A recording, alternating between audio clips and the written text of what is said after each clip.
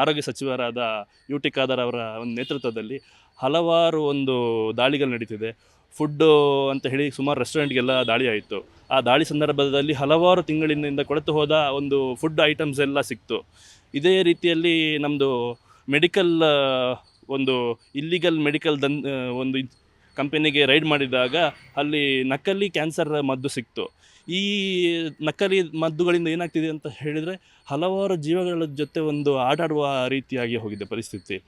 ಇದಕ್ಕೆ ಸೂಕ್ತ ಕ್ರಮ ನಮ್ಮ ಸರ್ಕಾರ ತಗೊಂಡಿಲ್ಲ ಅಂತಾದರೆ ಇನ್ನಷ್ಟು ಇದರಿಂದ ಆರೋಗ್ಯಕ್ಕೆ ಎಲ್ಲಿ ತನಕ ಆಗ್ತದೆ ಅಂತ ಹೇಳಿದರೆ ಜೀವ ನಷ್ಟ ಆಗುವ ಒಂದು ರೀತಿಯಲ್ಲಿ ಎಫೆಕ್ಟ್ ಆಗುವ ಸಾಧ್ಯತೆ ಇದೆ. ಸರ್, ಈಗಾಗಲೇ ನೀವು ನೋಡಿರ್ಬೋದು ನಕಲಿ ಆಹಾರ, ಅದರಲ್ಲಿ 5 ಸ್ಟಾರ್ 7 ಸ್ಟಾರ್ ಹೋಟೆಲ್ಗಳಲ್ಲಿ ಕೂಡ ಕಳಪೆ ಗುಣಮಟ್ಟದ ಆಹಾರ. ಈಗ ಔಷಧಿಯನ್ನು ತೆಗೆದುಕೊಳ್ಳೋದು, ನಾವೀಗ ನಮ್ಗೆ ಏನಾದರೂ ಹುಷಾರಿಲ್ಲ ಅಂದರೆ ಮೆಡಿಸಿನ್ ತಗೋತೀವಿ. ಪ್ರತಿಷ್ಠಿತ ಮೆಡಿಸಿನನ್ನು ನಕಲಿ ಮಾಡ್ತಾರಂದರೆ ಇವರ ಬೆನ್ನ ಹಿಂದೆ ಯಾರು ಇರ್ಬೋದು ಸರ್? ಯಾಕೆ ಇನ್ನೂ ಕೂಡ ಮಟ್ಟ ಹಾಕೋದಲ್ಲಿ ಎಲ್ಲೋ ಒಂದು ಕಡೆ ಸರ್ಕಾರ ಎಡವುತ್ತಿದೆ ಅನಿಸ್ತಿದ್ಯಾ? ನೋಡಿ, ನಾವು ನೋಡಿರುವ ಹಾಗೆ ಇತ್ತೀಚಿನ ದಿನಗಳಲ್ಲಿ ಮಹಾರಾಷ್ಟ್ರದ ಒಂದು IAS ಆಫೀಸರ್ ಅವರ ಒಂದು ದಿಟ್ಟ ನಿರ್ಧಾರದಿಂದ, ಉತ್ತಮ ನಿರ್ಧಾರದಿಂದ ಹಲವಾರು ಫುಡ್ ಇಂಡಸ್ಟ್ರಿಗೆಲ್ಲ ರೈಡ್ ಆಯಿತು. ಅವರು ಮಾಡಿದ ಒಂದು ಉತ್ತಮ ಸ್ಟೆಪ್ನಿಂದ ನಮ್ಮ ಕರ್ನಾಟಕದಲ್ಲೂ ಅಂತಹ ಒಂದು ಹಲವಾರು ಸ್ಥಳಕ್ಕೆ ದಾಳಿ ನಡೆಸಿರ್ತಾರೆ. ಆದರೆ ಇದರ ಬೆನ್ನ ಹಿಂದೆ ಯಾರಿದ್ದಾರೆ ಅಂತ ಹೇಳಿ ಯಾರನ್ನು ನಾವು ಪ್ರಶ್ನಿಸಲಿಕ್ಕೆ ಆಗೋದಿಲ್ಲ.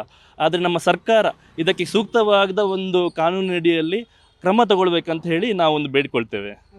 ಸರ್, ಈಗಾಗಲೇ ಕಾನೂನಿಗೆ ಭಯ ಇಲ್ಲ ಅಂತ ಇವ್ರಿಗೆ ಅನಿಸುತ್ತೆ ನಿಮಗೆ? ಯಾಕಂದರೆ ಈಗ ರೈಡ್ ಮಾಡ್ತಾರೆ, ನಾಳೆ ಫೈನ್ ಕಟ್ತಾರೆ, ಮತ್ತು ಅದೇ ಇದು ಮಾಡ್ತಾರೆ. ಸೊ ಈ ಹಿಂದೆ ಕೂಡ ಅದೇ ಆಗಿರುವಂಥದ್ದು. ಕಾನೂನಿನ ಭಯ ಇಲ್ವಾ ಇವರಿಗೆ?